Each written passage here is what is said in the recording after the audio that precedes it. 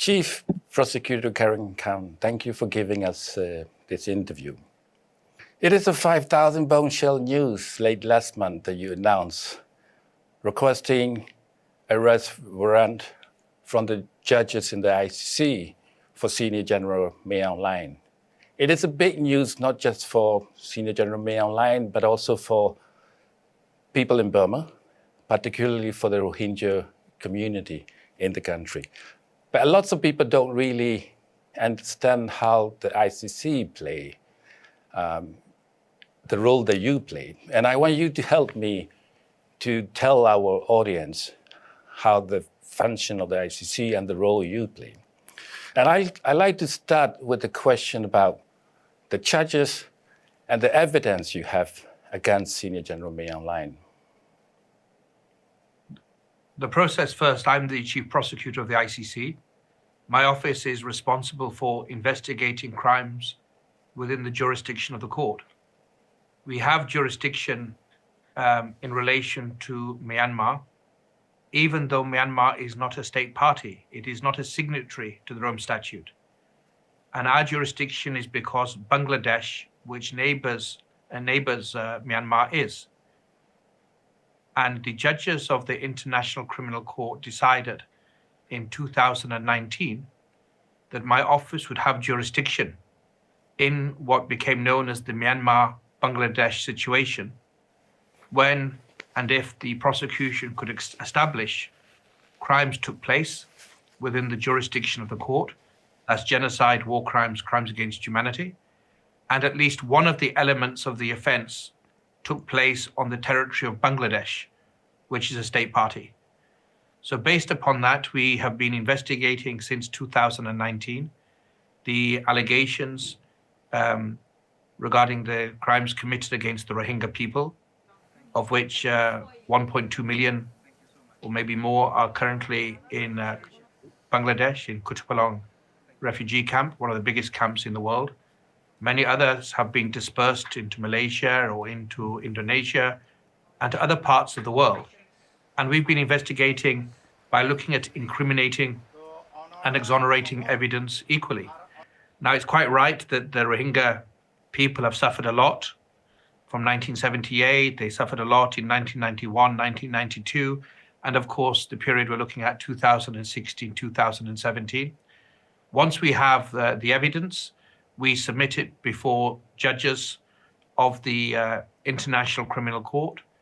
The judges must be satisfied that we have presented evidence that demonstrate that there are reasonable grounds to believe the individuals that we have named, in this case, Senior General Min Aung Hlaing, has committed crimes within the jurisdiction of the court.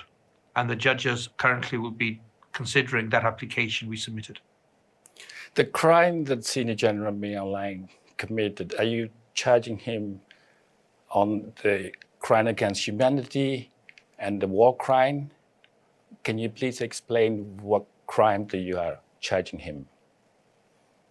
Yes, I think I would refer your viewers to the statement. We're charging the application we've put forward deals with deportation and persecution.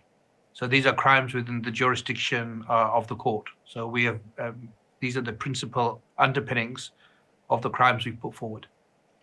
There is a ongoing case in the ICJ for the possible genocide. Would that also include in your charges? Well, the International Court of Justice is a completely separate court. It is a principal organ of the United Nations, and it does not deal with individual criminal responsibility. It deals with state responsibility. So the International Court of Justice is, as you have indicated, seized of an application under the interpretation of the 1948 Genocide Convention. We are the court. We're the world's only permanent international criminal court. Our jurisdiction is not states, but individuals who may be state officials, but they may not.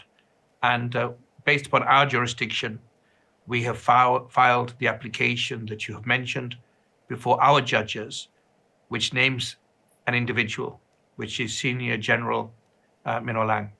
And the judges will determine that application in due course. How long do you think the judges would take their decision? Well, as for the judges, they are independent of me. They're completely impartial. They will look at the evidence we've presented, and I think they can see it's an important matter. But I don't have a time frame at the moment. I've submitted it. We've moved as quickly as we could. The team worked remarkably well. The Rohingya community have partnered with us exceptionally well. I take my hat off to them. The Rohingya community have shown that belief, that steadfast commitment to the rule of law. We've worked with partnerships, including the United Nations Independent Investigative Mechanism for Myanmar that's based in Geneva. And that mechanism was required to cooperate both with my office and also the International Court of Justice. And we're building partnerships with other stakeholders and states as well. So the judges will now decide the case based upon their own timeline and their own resources and their own assessment of the evidence. And we are, in any event, continuing our work because there will be other applications in this situation also, based upon the evidence and the analysis that we have conducted. You stated in your earlier statements that there would be, or there could be more people that you might apply for application for the arrest warrant. Who else could that be possibly included? Would that?